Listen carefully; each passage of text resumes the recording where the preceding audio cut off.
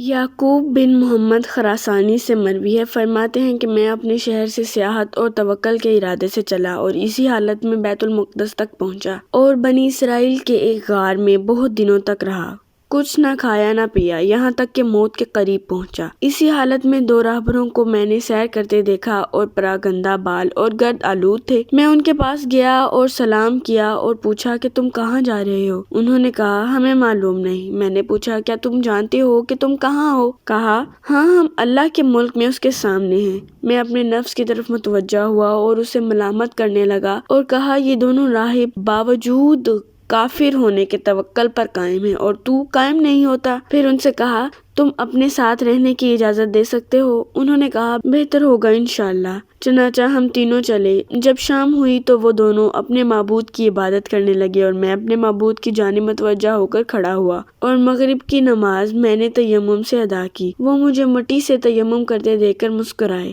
جب اپنی نماز پڑھ چکے تو ایک نے ان میں سے اپنے ہاتھ سے زمین کھودی تو موتی کی طرح چمکتا ہوا صاف پانی وہاں سے نکلا۔ میں حیران رہ گیا اور پھر دیکھا تو اس کے دائیں طرف کھانا رکھا ہوا تھا۔ اس سے اور تعجب ہوا۔ انہوں نے مجھ سے کہا تجھے کیا ہوا جو حیران ہے؟ آگے بڑھ اور اسے کھا جو حلال روزی ہے، اور یہ ٹھنڈا اور میٹھا پانی پی اور اللہ عز و جل کی عبادت کر۔ میں آگے بڑھا اور سب نے مل کر کھانا کھایا اور پانی پیا۔ پھر نماز کے واسطے میں نے وضو کیا اور نماز قضا کی اور وہ پانی زمین میں چلا گیا گویا تھا ہی نہیں۔ پھر وہ اپنی نماز میں مشغول ہوئے حتیٰ کہ صبح ہوئی اور دونوں سفر کے واسطے اٹھ کھڑے ہوئے۔ میں بھی ان کے ساتھ رات تک چلا۔ جب شام ہوئی تو دوسرا راہب آگے بڑھا اور نماز پڑھ کر چپکے سے کچھ دعا کی اور پھر اپنے ہاتھ سے زمین کھودی تو پانی کا چشمہ ویسے ہی جیسا کہ کل اس کے ساتھی کے کھودنے سے نکلا تھا نکل آیا، اور اس کے پہلو میں کھانا بھی رکھا ہوا تھا، اور مجھ سے کہا آگے بڑھ کر کھاؤ پیو اور اپنے پروردگار کی عبادت کرو۔ چنانچہ ہم نے کھا پی کر نماز کے واسطے وضو کیا اور پانی اسی جگہ میں چلا گیا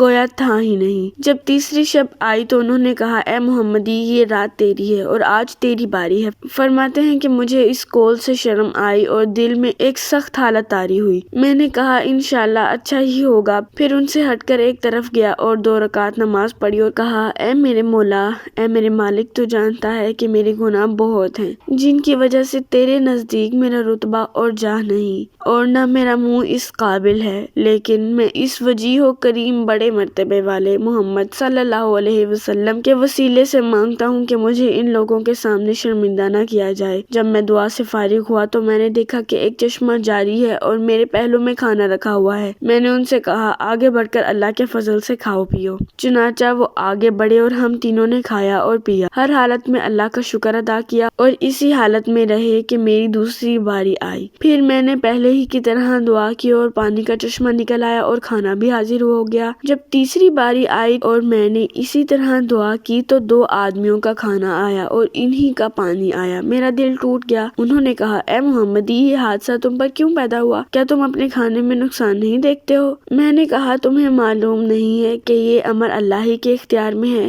ہم اس کے حکم اور ارادے کے نیچے ہیں، اور ہمارا دین یہ چاہتا ہے کہ کبھی تکلیف ہو کبھی راحت، کبھی سختی ہو کبھی آرام، اور کبھی عطا ہو اور کبھی منع، تاکہ ہمارے صبر کی بھی آزمائش ہو جائے۔ انہوں نے کہا اے محمدی تم نے سچ کہا، وہ بڑا رب ہے اور اسلام اچھا دین ہے۔ اپنا ہاتھ بڑھاؤ تاکہ ہم کلمہ شہادت پڑھیں، اشہد ان لا الہ الا اللہ و اشہد ان محمد رسول اللہ، اور دین اسلام حق اور اس کے سوائے سب باطل ہیں۔ میں نے ان سے کہا اے بھائیو، کیا تم کسی شہر میں چلو گے تاکہ جمعہ اور جماعت میں شامل ہو سکے، کیونکہ جمعہ حج مساکین ہے؟ انہوں نے مجھ سے کہا اچھی رائے معلوم ہوتی ہے اور اچھا فضل ہے اور اچھا فعل ہے۔ جب ہم اس ارادے سے چلے تو سامنے ایک عمارت نظر آئی۔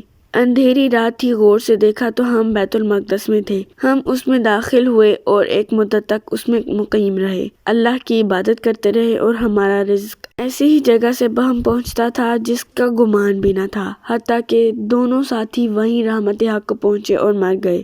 بے شک توکل ایک عظیم دولت ہے اور مومن کی شان اور پہچان ہے، جیسا کہ اس واقعے سے بھی ہمیں معلوم ہوا کہ ہمیں زندگی کے ہر موڑ پر صرف اور صرف اللہ ہی پر توکل کرنا چاہیے۔ دعا ہے اللہ تعالی ہمیں بھی متوکلین کی صف میں شامل فرمائے، آمین یا رب العالمین۔